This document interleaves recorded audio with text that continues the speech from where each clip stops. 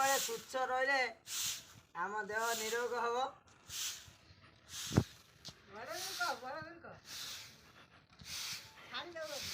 ସବୁବେଳେ ନିରୋଗତା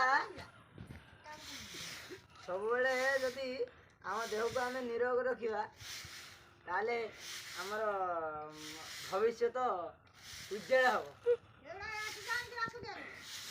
ଆଉ ଆମେ ପରିଷ୍କାର ରଖିଲେ ସମସ୍ତଙ୍କୁ ନିରୋଗ ରଖିପାରିବା।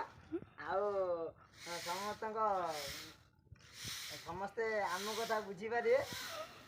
ଆଉ ସରକାର ଆଉ ଏତେ କଷ୍ଟ କରିବା ପାଇଁ ପଡ଼ିବନି।